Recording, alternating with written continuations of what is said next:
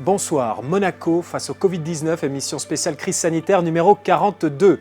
Après l'allocution solennelle du prince Albert II, hier soir, nous vous proposons à nouveau une émission spéciale consacrée aux mesures de déconfinement, avec cette fois les modalités concrètes qui seront présentées là dans un instant par le ministre d'État Serge Tel et les membres du gouvernement. Nous entendrons donc Didier Gamerdinger pour un état des lieux sanitaires, Jean Castellini concernant l'impact économique, puis Patrice Célario sur le retour à l'école, c'est un point également très attendu. Nous vous proposerons ensuite un débriefing complet avec le décryptage de Patricia Navarro, rédactrice en chef de Monaco Info, puis des réactions de commerçants et puis aussi du patronat. Le ministre d'État, Serge Tel, s'apprête à prendre la parole. Chers Monégasques, chers résidents, le 4 mai prochain, comme annoncé par le prince souverain, nous allons pouvoir sortir de chez nous. Nous allons pouvoir circuler librement sur l'ensemble du territoire national, nuit et jour, sans restriction, sans avoir à justifier nos déplacements.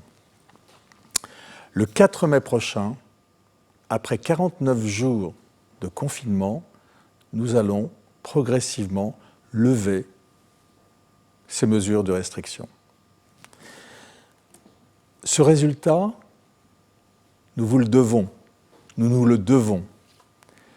C'est le résultat d'une situation qui a été maîtrisée grâce au respect collectif des gestes qui avaient été préconisés. En effet, la principauté n'a jamais connu le pic épidémique qu'on redoutait et que vous avez vu dans d'autres pays. Dans les pays limitrophes, mais ailleurs, les hôpitaux débordés. Nos structures sanitaires ont réussi à faire face. Nous avons eu 94 cas positifs et nous avons à déplorer 4 décès, dont un seul résident. Je veux, au nom du gouvernement princier, exprimer ma solidarité à l'égard des familles qui ont connu dans ces moments difficiles cette épreuve. Nous avons réussi à contenir cette épidémie grâce aux décisions prises, mais aussi au courage et à l'efficacité du personnel de santé, de notre personnel de santé. Nous les remercierons jamais assez. Pourquoi nous pourrons donc ouvrir le 4 mai ? Précisément parce que nous avons réussi, sans triomphalisme aucun, à faire face à cette épidémie. Et nous devons continuer à le faire.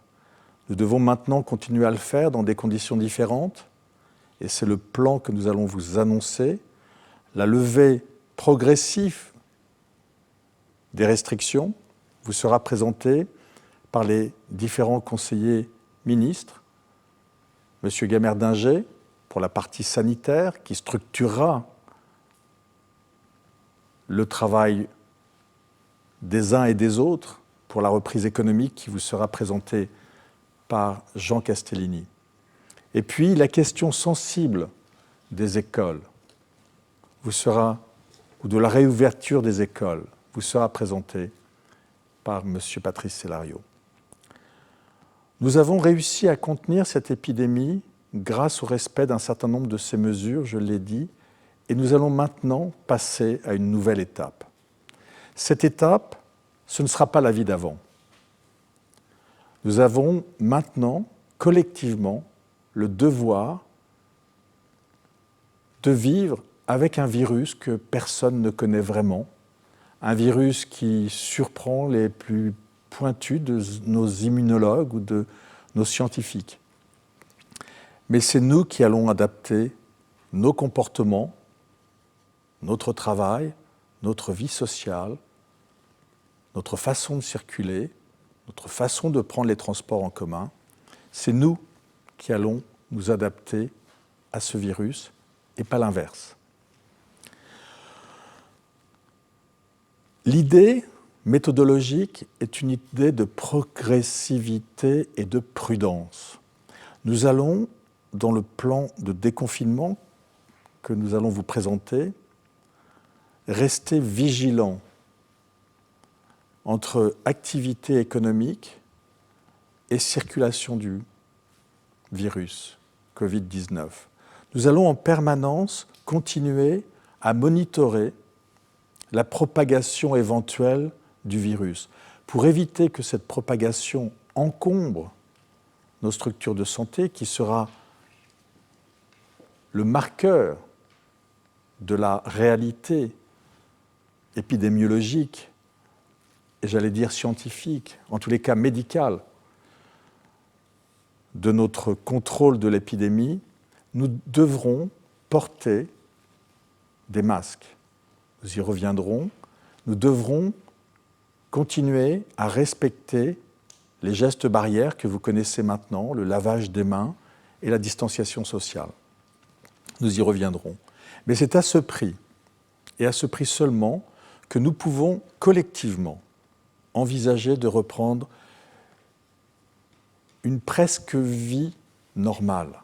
Je dis presque parce que les restrictions continueront à peser. Et le phasage, 14 jours par 14 jours, des mesures que nous allons vous expliquer, continueront à peser certainement sur notre façon de vivre, mais nous permettront, et c'est un élément essentiel, de retrouver une vie sociale presque normale. L'objectif du gouvernement, dans cette circonstance exceptionnelle, c'est de continuer à protéger en priorité la santé des personnes. Mais c'est aussi de continuer ou de reprendre notre activité économique pour protéger la santé de nos entreprises. Nous devons trouver en permanence un équilibre entre la santé qui ne sera jamais sacrifiée et l'économie qui doit absolument repartir. Nous ne pouvons pas sacrifier le présent ou sacrifier l'avenir. Nous devons maintenir le présent et l'avenir dans le même mouvement. Je vais donc passer la parole maintenant aux différents conseillers de gouvernement pour rentrer dans le détail. Mais un mot encore, pour vous dire que cette phase ne pourra être réussie que si vous, si nous tous respectons ce qui va être présenté, ce qui va vous être présenté. C'est collectivement que nous arriverons à tenir, c'est collectivement que nous arriverons à reprendre le contrôle de nos vies dans ce moment particulièrement difficile. Et je ne peux pas m'empêcher de saluer chacun d'entre vous, chacun d'entre nous, de ce qui a été fait et de l'incroyable et formidable mobilisation qui nous a permis d'en être aujourd'hui à ce point de la nouvelle étape qui va vous être présentée par Didier Gamerdinger. Bonjour madame, bonjour monsieur. Comme l'a souligné à l'instant le ministre d'État, nous avons réussi à éviter que l'épidémie soit trop importante. Elle est aujourd'hui passée. Et sur le graphique que vous avez sous les yeux, on voit bien son développement progressif en Principauté de Monaco. Et puis ce qu'on appelle le plateau épidémique, c'est-à-dire le fait que pendant plusieurs jours, il n'y a pas eu de cas nouveaux. Et enfin, ce que nous attendions, c'est-à-dire une diminution progressive à la fois des cas nouveaux et des patients suivis, soit en ville, soit à l'hôpital Princesse Grace. Le nombre de patients guéris augmente régulièrement et j'ai la bonne nouvelle de vous indiquer que ce matin encore, 5 patients ont été déclarés guéris. Alors nous avons malheureusement eu à déplorer 5 décès, dont celui d'un résident. Nous avons tous été extrêmement affectés. Et je voudrais à mon tour remercier l'ensemble des personnes, les compétences et les métiers qui nous ont été et qui continueront à nous être cruciaux pour nous tous. La levée du confinement doit se faire avec volontarisme et en même temps avec prudence. Il nous faut aller résolument de l'avant, tout en observant évidemment le comportement de l'épidémie. Chaque phase de mise en œuvre du processus de retour aux activités doit s'accompagner d'une très grande vigilance. La réussite de chacune de ces phases permet d'envisager la phase suivante. C'est ce qu'on appelle le stop and go. On regarde, si ça fonctionne, on continue. Si ça ne fonctionne pas, nous attendons pour éviter le retour de l'épidémie. Nous faisons confiance à chacun. Nous estimons que les résidents, les opérateurs économiques, les salariés, tous seront capables de porter cette responsabilité conjointe. Nous sommes tous en charge de cela et soucieux de réussir ensemble. Alors cette levée de confinement, à quelles conditions peut-elle s'exercer? Alors d'abord, utilisez très largement les gels hydroalcooliques. Et vous avez déjà pris l'habitude de vous laver les mains et d'utiliser les gels. Il faut continuer. Et ces gels seront à disposer dans les galeries d'ascenseurs, dans les espaces publics, dans les grandes surfaces et dans les commerces, à l'entrée, aux toilettes et au niveau des caisses. Assurer un nettoyage régulier des parties communes, des ascenseurs, des boutons d'ascenseur, des poignées de porte, des terminaux de paiement quand on compose son code confidentiel pour payer par carte. Utilisez évidemment très largement le masque. Le masque, c'est une mesure incontournable de la sortie du confinement. C'est une mesure qui va accompagner notre réussite conjointe. Alors le masque, il est très fortement recommandé dans les espaces extérieurs. En revanche, si vous voulez prendre un transport en commun, si vous voulez rentrer dans un commerce, si vous voulez être dans une file d'attente pour rentrer dans un commerce ou à l'extérieur d'une galerie commerciale, vous devrez porter un masque. C'est la seule solution pour nous protéger tous. Et une très large pédagogie sera mise en œuvre pour expliquer le masque, comment on le porte, le masque en tissu, comment on doit le laver le soir et comment on le repasse pour le réutiliser le lendemain. Autre élément fort de cette réussite conjointe, c'est la mise en œuvre des mesures de distanciation sanitaire. Alors d'abord, réguler l'accès de la clientèle dans les commerces, avec une distance de sécurité sanitaire à respecter. Alors à Monaco, nous avons considéré que ce serait 1,50 m. À relever qu'en France, c'est plus d'1 mètre, qu'en Belgique, en Allemagne, aux Pays-Bas, c'est 1,50 m, c'est ce que nous retenons, mais aux États-Unis, en Italie, en Espagne, c'est 2 mètres. Donc nous sommes dans la médiane. Dans les commerces, la jauge d'accueil sera de 4 personnes par mètre carré, salariés compris. Et ce que nous avons demandé, c'est qu'à l'entrée de chaque commerce, il y a une petite affichette qui mentionne quelle est la capacité d'accueil du commerce ou de la structure. En revanche, pour les galeries commerciales, là où il y a plus de monde, où il y a du passage, nous avons demandé qu'il y ait une personne pour 10 mètres carrés, de façon à ce qu'il n'y ait pas de souci au niveau, par exemple, des escalators, lorsqu'il y en a. Dans les cabinets de soins, les salons de coiffure, les salons d'esthétique, on ne s'y rend pas spontanément, on prend rendez-vous.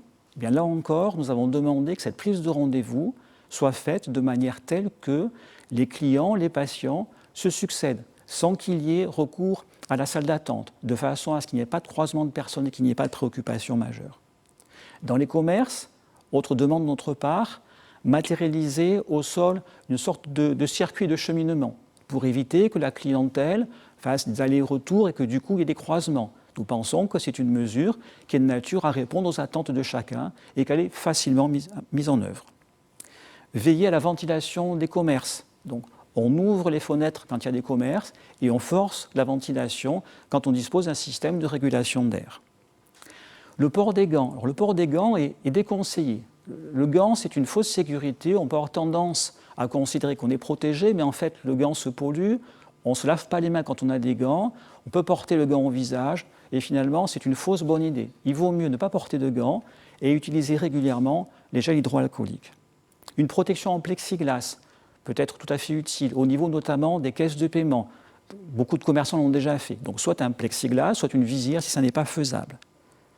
Les services de la santé feront des contrôles réguliers, alors des contrôles conseils. Si on observe que les préconisations sont mal mises en œuvre, nous serons aux côtés des exploitants pour les orienter vers les bonnes décisions. Nous serons extrêmement attentifs. Éviter les rassemblements dans les espaces publics. Là aussi, c'est un facteur de risque. Et enfin, en raison du risque de contamination par les mains, dite contamination manu-portée, nous ne pourrons pas rouvrir les espaces dédiés aux tout-petits parce qu'il y a des balançoires, parce qu'il y a des toboggans, et on voit bien qu'on ne peut pas, là, assurer les mesures d'asepsie. De la même façon, nous ne pourrons pas restituer à un usage libre les aires et agrès sportifs qui sont à disposition des pratiquants, mais que là, nous devrons pour un temps maintenir fermés. Tous ces éléments, vous les retrouverez sur le site du gouvernement sous forme de fiches préparées par la Direction d'Action Sanitaire, de façon à ce que chacun puisse partager ces mesures de bon sens qui nous accompagneront dans les mois qui viennent.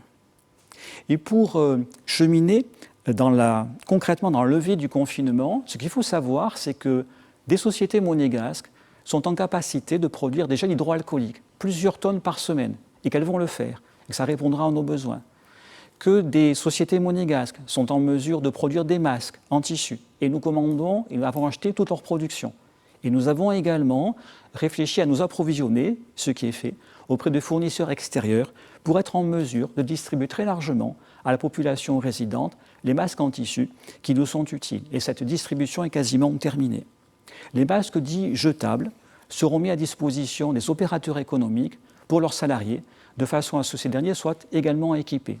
Et enfin, dans les pharmacies, dans les bazars, dans les grandes surfaces de la Principauté de Monaco, vous trouvez des masques dont certains ont été en fait mis à disposition de ces grandes surfaces par le gouvernement à prix coûtant. Autre mesure qui nous accompagnera dans la levée du confinement, les tests. Alors les tests PCR, on en a beaucoup parlé, ce sont les tests rhinopharyngés. Il faut savoir qu'à Monaco, nous en avons déjà pratiqué plus d'1 millier et que nous allons évidemment continuer puisque nous avons maintenant des capacités propres à l'hôpital et au centre scientifique de Monaco, par exemple, pour faire nos propres analyses. Et puis les tests sérologiques, on en parle beaucoup, ils sont en cours de mise au point, nous en avons commandé, nous les faisons expérimenter pour nous assurer chaque fois qu'ils répondent à ce que nous attendons. Je ne prendrai aucun risque avec les tests sérologiques. Alors vous savez que ce sont des systèmes qui permettent de regarder si une personne a été en contact avec le virus, soit par une prise de sang, soit par une petite goutte de sang prélevée au bout du doigt. Donc nous portons beaucoup d'espoir sur cette nouvelle technique qui est en cours d'expérimentation en ce moment même, tant au laboratoire du CHPG que dans un laboratoire de ville pour nous assurer qu'ils sont totalement fiables, auquel cas nous serons en mesure d'en commander massivement pour les proposer à la population. Avant d'aborder le phasage à proprement parler de la levée du confinement, je voudrais faire un point sur les personnes âgées, parce que c'est attendu par les familles et par nos aînés qui souhaitent avoir des informations à ce sujet. Alors, les personnes âgées sont soit en institution, soit en ville. Pour les aînés qui sont en institution, le protocole prévoit, dans un premier temps, une reprise des repas en commun par petits groupes de personnes âgées, parce que c'est un élément essentiel de la sociabilisation de nos aînés. Dans un deuxième temps, une reprise des animations, le chant, la musique, les distractions, les jeux, parce que là aussi c'est important pour eux. Et puis assez rapidement, nous allons être en mesure de proposer aux familles d'aller à la rencontre de leurs aînés et de leurs parents, avec, dans une même salle en fait, sans vitres, sans plexiglas, la possibilité de se voir. Alors évidemment, on ne pourra pas se toucher, mais enfin on se rapproche et on pourra parler. Mais avant de le faire, il faudra que les visiteurs, peu nombreux, remplissent un petit questionnaire. Avez-vous des symptômes? Est-ce que vous toussez? Avez-vous de la fièvre? Vous êtes-vous déplacé? Pour ne courir absolument aucun risque. Et la proposition formulée par le responsable de la filière gériatrique, c'est que ces visites se fassent une fois par semaine pour commencer, et puis à un intervalle plus rapproché, dès que ce sera possible, pour répondre aux aspirations des familles. Les personnes âgées en ville maintenant. Il faut savoir qu'à Monaco, nous avons plus de 8000 personnes résidentes âgées de plus de 70 ans. Et que leur état de santé est très variable, de personnes qui sont totalement autonomes à des personnes qui le sont moins, qui ont des facteurs dits de comorbidité. Donc nous devons être extrêmement attentifs, prudents, les accompagner dans ce retour à une vie la plus normale possible. Et nous pensons que passer par leur médecin traitant, c'est une bonne solution. Passer par la mairie, c'est une bonne solution. Par les sociétés de prestation de services à domicile aussi. Par le centre de coordination gérontologique qui pourra nous accompagner dans cette démarche. Alors les phases de levée du confinement vont maintenant vous être présentées. Nous y avons tous beaucoup travaillé, les médecins, les scientifiques, dans la concertation la plus large avec les membres du gouvernement, les collègues et les opérateurs économiques notamment. 3 phases dans cette levée du confinement avec une observation constante de la mise en œuvre et surtout de leur effet. La réussite de ces différentes phases repose sur nous tous. Et sachons ensemble, être à la hauteur de ce nouveau défi. Merci. Merci, Monsieur Gamerdinger. Voilà, vous venez d'entendre tour à tour Serge Tel, le ministre d'État, et Didier Gamerdinger, le conseiller ministre en charge de la santé et des affaires sociales. Et clairement, les maîtres mots de leur intervention, c'est que la priorité numéro 1, c'est la santé. Vient ensuite la relance de l'activité économique. La levée du confinement sera progressive et à partir de lundi, nous pourrons sortir librement de la maison sans devoir justifier nos déplacements. Seules les plages, les aires de jeu et de sport seront fermées. Le couvre-feu sera levé. Le port du masque, lui, est très fortement recommandé et il sera obligatoire dans les transports et les magasins. Nous, donc, vous proposerons, après ces déclarations, un débriefing très complet avec Patricia Navarro. Place à présent au ministre conseiller en charge des finances et de l'économie, Jean Castellini. Monsieur Castellini. Oui, merci Monsieur le ministre et bonsoir à tous et à toutes. Peut-être quelques mots en introduction pour souligner que la réouverture des commerces et la reprise de l'activité sont essentielles, car l'impact économique de la crise est lourd, très lourd. Une reprise rapide est d'autant plus importante pour ne pas hypothéquer l'avenir. J'oserais presque dire que les commerçants, les entrepreneurs, ce sont les soignants de notre économie et de nos emplois. Et puis, pour un conseiller de gouvernement aux finances, proposer un budget rectificatif avec un déficit égal au tiers du budget voté, il y a à peine 4 mois, ce n'est pas facile. Et ça n'a pas été facile pour des élus responsables de le voter. Mais c'est notre base de travail aujourd'hui. Je voudrais donc, pour terminer ces quelques mots d'introduction, saluer, comme l'ont fait le ministre d'État et M. Gamerdinger, la responsabilité de tous et l'esprit de concertation qui a prévalu. Les mesures de distanciation sanitaire, notamment, qui ont été exposées par M. Gamerdinger, résultent de la coopération de nombreux acteurs économiques avec ses services et avec les miens. Et c'est pour le gouvernement une garantie de réussite, car cela signifie que ces mesures sont comprises parce qu'elles ont été expliquées et qu'elles sont acceptées. Revenons donc à cette levée progressive en plusieurs phases du confinement. Nous serons plus précis sur les 2 premières phases, celle qui débute le 4 mai et sur laquelle je vais revenir, et celle que M. Cellario exposera qui débutera le 11 mai, puisqu'en fait, la phase suivante, elle dépendra de la réussite des phases antérieures.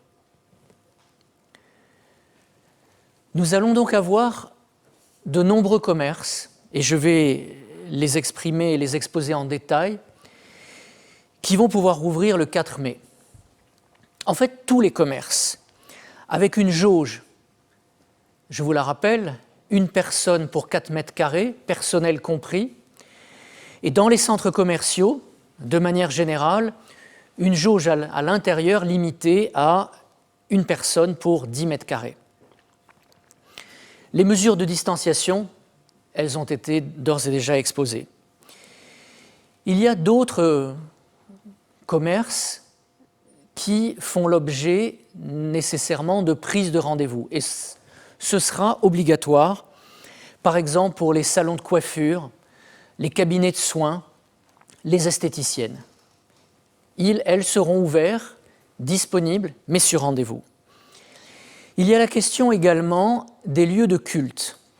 Les églises sont restées ouvertes pendant la période de confinement, mais les rassemblements à l'intérieur de ces églises, les services religieux n'étaient pas autorisés avec du public, accessibles au public. Eh bien, à partir du 4 mai, en respectant les mesures de distanciation sociale, 1,50 m entre les personnes, il pourra y avoir à nouveau une reprise dans les divers lieux de culte de la principauté. Une activité qui n'avait pas cessé, mais qui était assez limitée pendant cette période de confinement, c'était l'activité de restauration par le biais exclusif de la vente à emporter ou de la livraison à domicile. Ces activités, bien sûr, vont pouvoir continuer. Elles pourront être renforcées par les établissements qui les proposeront et qui peut-être ne les proposent pas aujourd'hui. En revanche, j'y reviendrai dans un second temps, ne seront pas permises pour quelques semaines encore, et sans doute jusqu'au début du mois de juin au plus tôt, les activités de restauration sur place. La fonction publique maintenant, parce que le 4 mai sera une date également très importante pour les fonctionnaires. Le 4 mai marquera la reprise progressive de l'activité des services de l'État qui fonctionnait depuis 1 mois et demi, depuis le 18 mars exactement, sur la base d'un plan de continuité.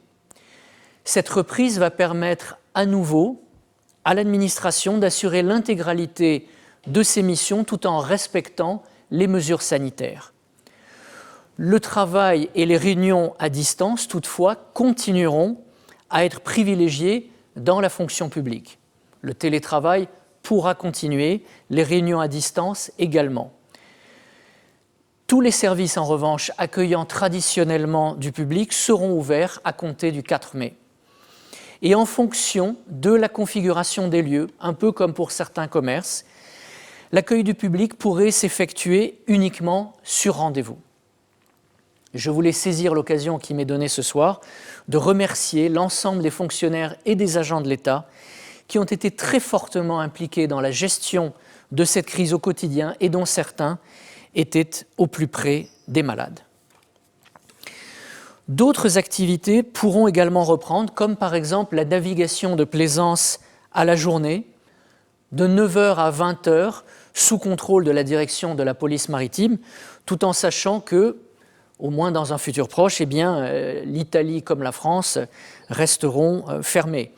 Et puis une autre mesure phare concerne bien évidemment le maintien de l'interdiction des bateaux de croisière en principauté. Nous avons bien vu à quel point ces navires avaient connu de fortes contaminations, des cas nombreux à bord, et nous ne pouvons pas envisager dans un futur proche, ni même en fixant une quelconque date aujourd'hui, d'accepter à nouveau l'activité de croisière en principauté. Alors je sais bien que cela pénalise un certain nombre d'acteurs économiques, notamment certains commerçants de la Condamine, des commerçants du Rocher, qui pour leur activité dépendent aussi beaucoup des bateaux de croisière, mais je dois souligner aujourd'hui, être très clair à ce sujet, qu'ils ne reprendront pas à Monaco dans un futur proche. Et puis, il y aura, au niveau des transports en commun, la reprise avec une activité normale, un service normal de la compagnie des autobus de Monaco, dont vous savez qu'en cette période de confinement, elle fonctionnait sur la base du service du week-end. Là, nous allons reprendre, comme il y aura plus de monde dans les rues, il y aura plus de personnes qui viendront travailler à Monaco et consommer à Monaco, relancer l'activité économique, il faudra bien que le service de bus, lui aussi, reprenne un rythme normal. L'héliport reprendra également partiellement son activité, notamment à travers des activités de charter et de vol à la demande. Et enfin, une autre activité clé pour Monaco, ce sont les chantiers. Alors, l'activité des chantiers, elle s'est poursuivie, mais évidemment de manière très très limitée pendant la période de confinement, avec très peu de chantiers qui étaient en activité, avec des mesures sanitaires très strictes et très claires et très comprises de tous. Vous avez vu qu'il y a quelques jours, un autre important chantier à l'entrée ouest de la Principauté a redémarré. Eh bien, progressivement, à partir du 4 mai, les chantiers publics comme privés pourront reprendre, là encore en adoptant des mesures sanitaires extrêmement strictes et contrôlées par un certain nombre d'acteurs extérieurs et de services de l'État pour s'assurer donc de la bonne marche de cette activité essentielle aux revenus, aux recettes de l'État à Monaco. Et puis nous arrivons donc probablement à une troisième phase. Il faut encore la seconde phase qui débute le 11 mai M. Célario l'exposera dans quelques instants. La troisième phase, elle est conditionnée au succès de la première et de la seconde. Et c'est donc pour cela qu'au plus tôt, avec des dates plus précises à confirmer, et donc sous réserve que tout se passe pour le mieux avec les deux premières phases, nous pourrons envisager, à partir du début du mois de juin, la reprise d'un certain nombre d'autres activités économiques, et notamment ce qu'on appelle les lieux de divertissement, une catégorie qui comprend les bars, les restaurants, les boîtes de nuit, les cafés, les salles de sport. Mais je veux vraiment être très clair ce soir, la réflexion est encore en cours et il faudra éviter de basculer trop vite dans la réouverture de ces lieux de divertissement au risque d'anéantir les efforts fournis dans les deux phases précédentes. Et en plus, très rapidement, je vais citer quelques exemples, vous allez vous rendre compte que ces lieux de divertissement obéissent à des fonctionnements qui peuvent être très différents les uns des autres. Prenez l'exemple de petits restaurants qui vont devoir respecter des mesures de distanciation sociale par rapport à des plus grands établissements. Prenez l'exemple de ces établissements qui, par exemple, peuvent profiter d'une terrasse ou d'un espace extérieur par rapport à ceux qui ne peuvent compter que sur leur salle. Pensons aussi, cela a été dit, à certains commerces ou à certains bureaux où seront mises en place, par exemple, des séparations avec des plexiglas. Tout cela demande encore à être réfléchi, à être affiné. Nous avons commencé à le faire, bien évidemment, avec la présidente de l'AIHM et avec les professionnels de son groupement. Nous avons besoin, avec eux encore, d'un peu de temps pour affiner les mesures. Et vous l'avez bien compris, ce sera conditionné au succès des phases qui les précéderont. Cette phase donc 3, elle s'étendra dans la durée et nous irons du plus simple au plus compliqué. Là encore, un lieu d'exposition, c'est un lieu dans lequel circulent beaucoup de personnes, contrairement peut-être à une salle de sport où l'on retrouvera beaucoup de gens au même endroit, au même moment, qui transpirent, qui interagissent. Et c'est pour ça qu'au niveau des activités sportives, il y aura également des distinctions qui seront faites, par exemple, entre des activités opérées à titre individuel et puis des activités de sport collectif. Mais même au niveau des activités individuelles, on ne peut pas, par exemple, considérer de la même manière un stand de tir ou une salle de squash. Donc vous voyez bien que tout cela est compliqué, nécessite encore de la réflexion, de la concertation, du temps. Nous partirons de ce qui est le plus simple pour aller vers le plus compliqué.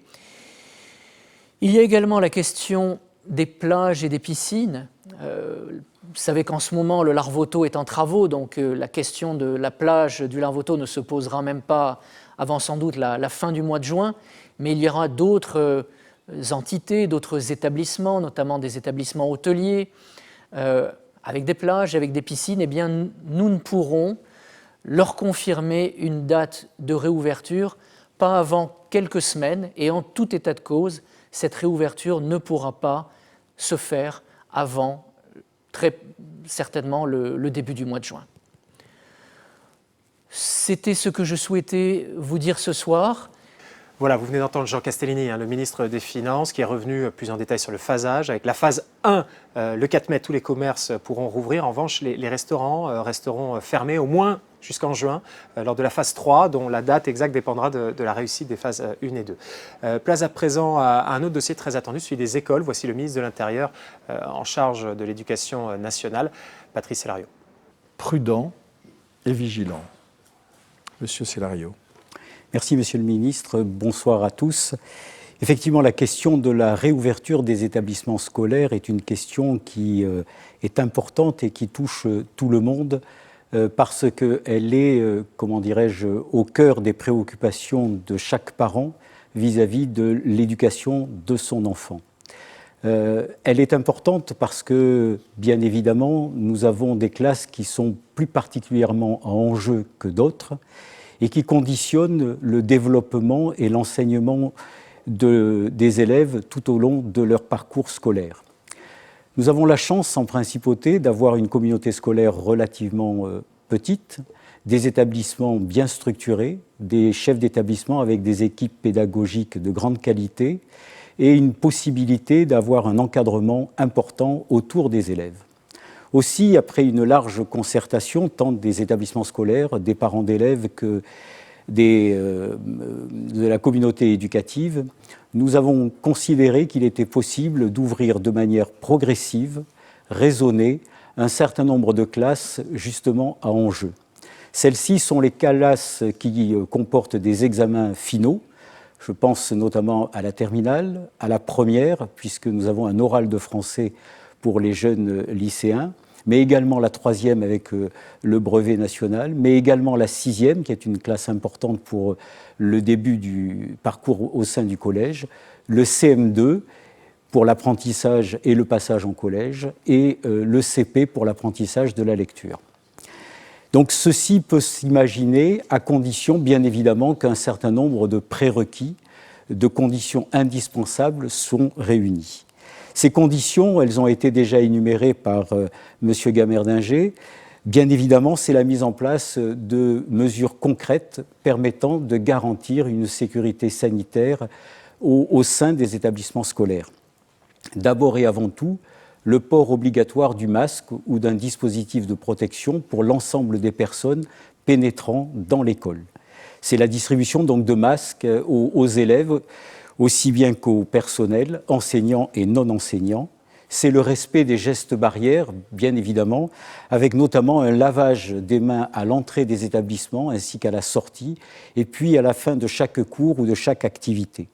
C'est la mise à disposition très large de gel hydroalcoolique ainsi que de savon dans les différents locaux des établissements. C'est également la désinfection fréquente, régulière, de non seulement les locaux utilisés par les élèves, mais également des équipements de l'établissement. C'est également aussi l'accueil, une organisation de l'accueil et des cheminements des élèves au sein des établissements pour éviter tout attroupement, tout rassemblement, éviter le croisement des élèves dans les couloirs. Donc c'est un retour à l'école par des demi-groupes pour avoir des effectifs maîtrisés.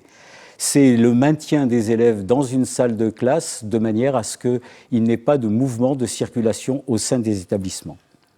C'est également l'absence de reprise de la cantine scolaire, mais également l'absence de reprise de l'enseignement physique et sportif qui présente davantage de risques du point de vue sanitaire. Alors, en termes de phasage, quelque chose de progressif et qui permettra de vérifier que l'ensemble des mesures sont parfaitement non seulement appliquées, mais que l'ensemble du processus est totalement maîtrisé. En commençant par le plus simple pour aller vers peut-être le plus compliqué. Première phase, le 11 mai, le calendrier étant bien évidemment en fonction de l'évolution de l'épidémie, mais le 11 mai, donc retour des classes des lycéens, c'est-à-dire des classes de première et de terminale des lycées d'enseignement général. Les secondes restent à la maison, ce ne sont pas des classes qui présentent le même enjeu que les premières et les terminales. C'est également le retour à l'école des classes de première, de terminale et de BTS du lycée technique et hôtelier de Monaco. Donc l'ensemble des autres élèves du lycée, des lycées, restent à la maison et bénéficient bien évidemment d'une continuité pédagogique à distance. Une deuxième phase, le 18 mai, une semaine plus tard, c'est le retour à l'école des collégiens des classes de 6e et des classes de 3e. Là encore, focalisation sur des classes à enjeu. Les collégiens des classes de 5e et de 4e restent à la maison et bénéficient de la continuité pédagogique au niveau à distance. Donc c'est la reprise, bien évidemment, de l'enseignement par demi-groupe. Ce sont des enseignements qui sont centrés sur les matières principales, bien évidemment. Les classes d'AIS, qui sont des classes plus fragiles, elles rentreront et auront un temps plein au collège. Une troisième phase, le 25 mai, donc une semaine après, c'est le retour à l'école des classes de CP et de CM2. Et uniquement ces deux classes-là dans l'école élémentaire, là encore, reprise des classes en demi-groupe, de manière à ce qu'on puisse avoir un enseignement centré sur les fondamentaux que sont le français, les mathématiques, et ainsi que sur les langues. Pas de retour en classe pour les maternelles, qui sont bien évidemment un peu plus compliquées à gérer. Donc je rappelle les principales dispositions de ce plan qui se veut progressif, et chaque étape, bien évidemment, sera enclenchée si l'étape précédente se déroule sans anicroche. C'est un retour des classes à enjeu, première, terminale pour les lycéens, BTS, 6e, 3e pour le collège, CP, CM2 pour les classes élémentaires, pas de retour à l'école pour les préscolaires, pour les maternelles, pas de restauration scolaire organisée dans l'école, la possibilité d'avoir bien évidemment des lunchbox, et pas de reprise de l'éducation physique et sportive qui est effectivement plus compliquée à mettre en œuvre pour l'instant. Voilà les éléments que je souhaitais exposer pour ce plan de reprise le retour à l'école. Merci. Merci beaucoup, Monsieur Cellario. Cette question du retour à l'école est évidemment centrale. Nous continuerons à vous informer des modalités d'application précises sur lesquelles nous allons continuer, bien évidemment, à travailler. Mesdames, Messieurs, chers monégasques, chers résidents, un mot en conclusion pour vous dire que ce plan est le résultat d'une concertation très large. Et je tiens à remercier toutes les parties à cette concertation, et notamment les élus du Conseil national, dont la disponibilité et l'apport a été central. Ce plan, vous l'avez compris, nous permettra de reprendre le contrôle de notre destin. Comme nous avons réussi à contrôler cette épidémie, nous devons réussir à retrouver une vie progressivement normale. Cela pourra se faire que par la mobilisation de tous, sous l'autorité de notre prince souverain. Je vous remercie. Bonsoir. Voilà pour l'annonce des modalités pratiques du déconfinement par le gouvernement que vous avez pu suivre sur Monaco Info. Nous vous retrouvons Patricia Navarro, rédactrice en chef de Monaco Info. Bonsoir. Bonsoir Yann Anthony. Le retour à une vie presque normale s'effectuera par phase. La première phase, c'est le 4 mai, la deuxième le 11 mai et la troisième début juin. La situation sanitaire sera sous monitoring pour permettre finalement de passer d'une phase à l'autre. Oui, le prince Albert II l'avait souligné dans son allocution. Le ministre d'État et les conseillers de gouvernement ont également tenu à insister sur cette notion de progressivité. La reprise se fera en plusieurs phases, 3 donc au total, pour permettre la mise en place d'une stratégie de stop and go. C'est-à-dire que la plus grande vigilance va prévaloir tout au long de la période de déconfinement. À l'issue de chaque phase, un bilan sera effectué pour voir s'il convient de lancer la phase suivante. Ainsi, lorsque la première phase, débutée le 4 mai, arrivera à son terme, il sera possible de décider de la poursuite ou non de ce déconfinement progressif. La situation sanitaire conditionnera la poursuite du lent retour à la normale, l'objectif du gouvernement étant d'agir avec prudence pour assurer la préservation de la santé de tous. Alors, les écoles, à présent, c'est le calendrier qui était certainement le plus attendu par les parents, Patricia. Le retour à l'école s'effectuera lui aussi par étapes et en tout cas selon les niveaux scolaires. Pour ce qui concerne l'école, les premières classes à effectuer leur rentrée seront les classes à enjeu, qui sont notamment sanctionnées par des examens. Eh bien, la plupart de ces classes reprendront le chemin de l'école à partir du 11 mai. Ce sera le cas des premières et terminales, de l'enseignement général, ainsi que celle du lycée technique et hôtelier et du BTS Management en hôtellerie-restauration. Le lundi 18 mai, retour en classe des collégiens de 6e et 3e. Enfin, le 25 mai, ce sera l'heure de la reprise pour les élèves de CP et CM2. Alors, qu'adviendra-t-il des autres classes que vous n'avez pas citées? Oui, tous les autres élèves, c'est-à-dire ceux de seconde, 5e, 4e, les petits élèves de CE1, CE2, CM1 bénéficieront de la continuité pédagogique à distance, et ce, jusqu'à la fin de l'année. Pas de retour à l'école envisagé non plus pour les maternelles. Voilà donc pour le calendrier de reprise. Et qu'en est-il finalement des conditions sanitaires pour nos bouts de chou? Alors Patrice Célario l'a expliqué, toutes les personnes pénétrant dans un établissement scolaire, enseignants, personnel de l'encadrement ou enfants, porteront un masque. Du gel hydroalcoolique et du savon seront mis à disposition. Les locaux et les équipements seront minutieusement désinfectés. L'accueil et le cheminement des élèves dans les établissements devront permettre de faciliter la distanciation. Le retour à l'école s'effectuera également en demi-groupe afin de limiter les effectifs. Attention, il n'y aura pas de cantine. Alors revenons à présent sur le cas des commerçants. Serge Tel l'a souligné, l'objectif du gouvernement, c'est de maintenir un équilibre constant entre la santé et la relance économique du pays.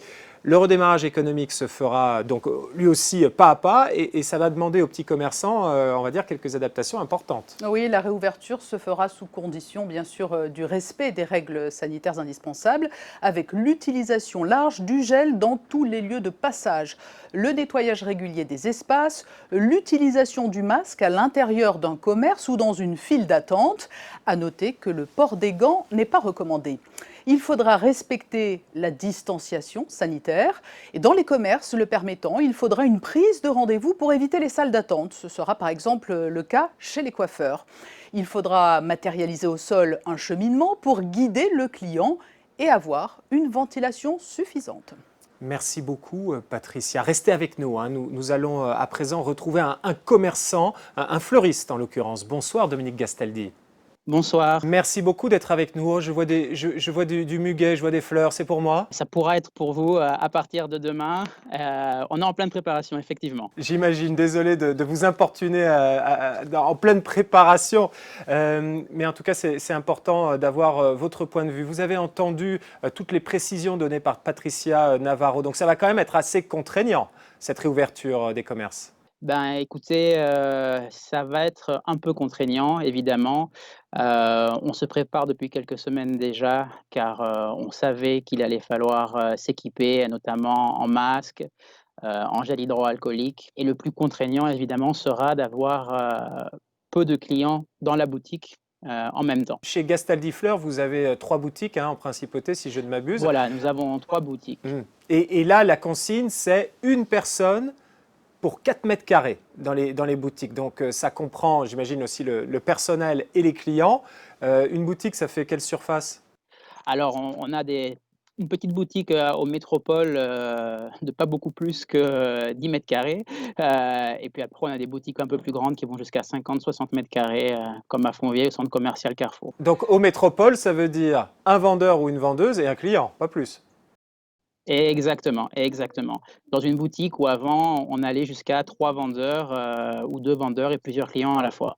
Comment vous allez vous réorganiser justement? On est en pleine planification. On va devoir recommencer avec moins d'employés et en laisser au chômage total temporaire pour le moment en tout cas. On espère pouvoir les réintégrer le plus vite possible, mais on va commencer en service minimum et on espère que l'activité va se relancer assez rapidement pour qu'on puisse intégrer toute l'équipe dans les plus brefs délais. Mais on n'a pas de boule de cristal. Comme nous tous malheureusement. Elle dépend de quoi votre activité? Parce que j'imagine que vous alimentez les restaurants en fleurs, j'imagine que quand il y a des dîners en ville, il y a beaucoup de bouquets qui sont vendus. Or là, il y aura moins de bouquets en ville, il n'y aura pas de restaurants ouverts, votre business va être impacté, ça va reprendre lentement. Complètement. On perd beaucoup de travail sur tout ce qui est la nuit à Monaco, comme vous dites, les restaurants, les soirées d'anniversaire, tout ce qui est l'événementiel qui a disparu complètement et qui n'est pas prêt pour l'instant de réapparaître en principauté. Beaucoup de bureaux, d'abonnements pour des bureaux qui sont actuellement fermés et en télétravail, qui vont sûrement le rester pendant quelques temps encore. Oui, c'est une perte de chiffre d'affaires qui va être très importante. En même temps, quand on est commerçant, quand on est entrepreneur, on a envie de travailler, on a envie de produire, on a envie de vendre. Ça doit être un sacré soulagement pour vous de pouvoir rouvrir lundi. Oui, on est très content parce que depuis le 16 mars, l'activité est complètement à zéro. Alors on a repris les livraisons depuis environ 3 semaines. Mais c'est vrai qu'on voilà, on est content de pouvoir retrouver les clients, leur servir des fleurs, comme ils le désirent et sans être limité comme c'est le cas actuellement. Merci beaucoup Dominique Gastaldi de Gastaldi Fleurs. Donc je retiens que demain, j'ai droit à mon muguet alors, hein. Demain, vous avez le droit à votre muguet, exactement. On en parlera tout à l'heure. Merci beaucoup d'être intervenu dans Monaco face au Covid-19. Bon courage à vous et bon retour aux affaires en boutique à partir de lundi. On vous retrouve, Patricia Navarro. Au-delà des petits commerçants, quelles sont les autres mesures annoncées par le gouvernement et qui concernent les entreprises ? Les restaurateurs et les professionnels de l'hôtellerie devront attendre encore un peu. Une concertation a été lancée par le gouvernement, mais pas de date de reprise envisagée à ce jour. L'héliport va reprendre partiellement. Les chantiers privés et publics devront répondre à des règles sanitaires strictes. Enfin, les bateaux de croisière ne pourront pas faire escale à Monaco dans un futur proche. Voilà, merci vivement Patricia Navarro, la star du décryptage de Monaco Info. Pour réagir à ces annonces gouvernementales, nous retrouvons à présent le patron des patrons monégasques. Bonsoir Philippe Ortelli. Oui, bonsoir Yann Nogues. Alors, vous représentez, vous êtes le président de la FEDEM, c'est la Fédération des entreprises monégasques. Vous représentez pas moins de 800 entreprises, donc c'est à peu près tout le tissu économique monégasque, à part les banques, à part les restaurants, à part les hôtels et le bâtiment. J'imagine que ça doit être un soulagement, ces annonces du jour pour vous. Bien sûr, nous les attendions tous avec beaucoup d'impatience, même si effectivement le confinement a été nécessaire pour protéger la santé à la fois des résidents et des salariés, mais beaucoup d'entre nous trépignaient de pouvoir démarrer le travail. Les mesures qui ont été adoptées vous semblent adaptées, trop contraignantes, parce que donc on parle de distanciation d'1,50 m. Est-ce que on sait que souvent les locaux professionnels à Monaco, faute de place, sont réduits. Est-ce que les entreprises que vous représentez vont pouvoir respecter ces consignes ? D'abord, il faut analyser cette mesure. Le 1,50 m, effectivement, il nous semble nécessaire. Et dans la mesure où ça protège la santé des salariés, il n'y a même pas de discussion à avoir sur 1 mètre, 1,50 m ou 2 mètres. C'est 1,50 m, ça nous paraît bien. Nous ferons avec. Il ne faut pas oublier qu'il y aura quand même le télétravail qui va laisser et permettre à un certain nombre de travailler de la maison. Et nous adapterons les postes en fonction de ce que le gouvernement a demandé, de telle manière à respecter cette distance de sécurité. Les entreprises seront prêtes pour lundi parce qu'il y a un petit peu d'organisation. Par exemple, pour tous les postes en vis-à-vis, il faudra des barrières de plexiglas. Le gouvernement a effectivement conseillé, fortement conseillé de mettre des barrières de plexiglas pour les postes en vis-à-vis, effectivement à plus d'1,50 m. Ça va être une adaptation au jour le jour. L'économie ne va pas redémarrer à fond le 4 mai. Nous allons redémarrer progressivement le travail, mais il faut d'abord l'autorisation de le faire. Les chefs d'entreprise ont commencé à communiquer depuis ce matin avec leurs salariés pour mettre en place les procédures, les organisations de travail, de telle manière à redémarrer progressivement. Et nous allons y arriver. Vous êtes confiant sur le fait que vous aurez tout l'équipement nécessaire, les masques, donc toute la population monégasque aura un masque, mais est-ce que tous les salariés, toutes les personnes et tous les pendulaires seront également équipés ? Le gouvernement a commandé suffisamment de masques. Il nous a indiqué, il a démarré la distribution pour les entreprises de 2 masques par jour et par salarié. Près de 5000 personnes sont en train d'être équipées et je peux vous dire que ça marche très bien. Depuis jeudi dernier, les entreprises vont chercher au stade de Monaco les jeux de masques, les masques, les boîtes de masques pour les distribuer à leurs salariés dès la reprise. Sur ce point, nous sommes assez confiants et les masques ont été distribués. Les salariés auront des masques pour exercer leur activité économique sans difficulté. Sur les autres points que le gouvernement a énoncés, ce sont des mesures d'hygiène, de distanciation sociale, mais qui nous paraissent nécessaires et en même temps raisonnables. Il n'y a rien de déraisonnable dans ce qui a été annoncé. Je pense que le gouvernement a été pragmatique et c'est important parce qu'il a conscience de l'importance de l'économie pour la principauté de Monaco. Certaines estimations, Philippe Ortelli, je m'adresse au président de la FEDEM, mais également aux chefs d'entreprise, aux patrons, certaines estimations tablent sur jusqu'à 10% de ralentissement de l'économie dans l'année à venir. Est-ce que, selon vous, ça valait le coup de mettre toutes les machines à l'arrêt, de stopper l'économie de cette manière-là? Je pense que l'économie, effectivement, va prendre un coup. Un certain nombre de secteurs d'activité ont déjà été impactés. Tout le secteur de l'événementiel, tout le secteur du tourisme, le secteur des restaurants, eh bien, ont déjà effectivement subi un énorme choc d'activité. D'autres secteurs, même dans les industries, il y a eu des arrêts industriels, d'arrêts d'activité industrielle. Par contre, les banques ont très bien résisté parce qu'elles ont pu se mettre en télétravail, parce qu'elles avaient des procédures de sauvegarde pour d'autres raisons. Si une banque brûlait, ils avaient déjà prévu les systèmes informatiques de secours pour permettre aux salariés de travailler ailleurs. Et ainsi, les banques se sont toutes mises en télétravail et ça fonctionne très bien. Les chiffres sont là. Il y a de mémoire 22 000 salariés en chômage technique, 10 000 salariés en télétravail et le reste qui continue à travailler en principauté de Monaco.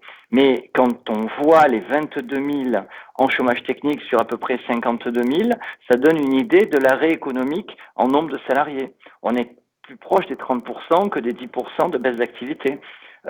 Cette année va être très difficile et je pense que le PIB monégasque va malheureusement perdre entre 5 et 10% si tout va bien cette année. Serge Tell, le ministre d'État, a été très clair sur ce point et il a dit la priorité numéro 1, c'est la préservation de la santé.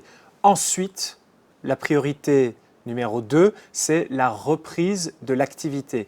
Quelles sont les consignes que vous donnez à vos adhérents? Les consignes sont très claires. Respect des distances sociales, port du masque très recommandé dans les bureaux, dans les relations interpersonnelles absolument nécessaires, installation des dispositifs de protection comme le plexiglas pour toutes les fonctions d'accueil et de toute manière les fonctions d'accueil doivent être équipées de masques. Dans les commerces, tout le monde portera des masques, y compris les clients. Et bien entendu, les dispositifs d'hygiène, le gel hydroalcoolique pour tout le monde. Il faut bien voir que certains pays pratiquent déjà ces mesures et réussissent à juguler le virus. Sommes-nous capables de le faire? Je pense vraiment que oui. Il y a une responsabilité à Monaco des résidents et des salariés. On l'a vu déjà pour tous ceux qui ont été présents durant ces 7 semaines. Les règles du jeu ont été respectées. On sait par le gouvernement qui a fait quand même de nombreux contrôles qu'à plus de 99%, chacun s'est comporté correctement. Et je crois vraiment que dans la suite et dans le redémarrage économique, c'est notre intérêt à tous d'appliquer les règles avec sérieux et intelligence. Merci Philippe Ortelli, le patron des patrons monégasques. Merci beaucoup d'être intervenu dans cette émission. À bientôt. Merci pour votre écoute. Voilà donc ce que nous pouvions dire sur les modalités de la levée du confinement. Voici à présent le best-of de vos posts sur le réseau Malizia.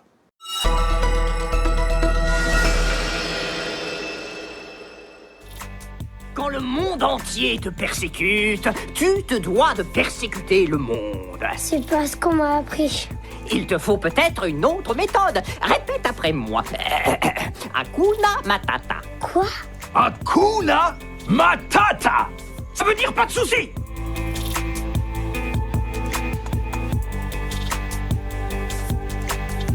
It may get bigger, it may get a little bigger, it may not get bigger at all. We'll see what happens. But regardless of what happens, we're totally prepared. À présent, faire le point sur les infos pratiques du jour avec vous, Alexandra Pani.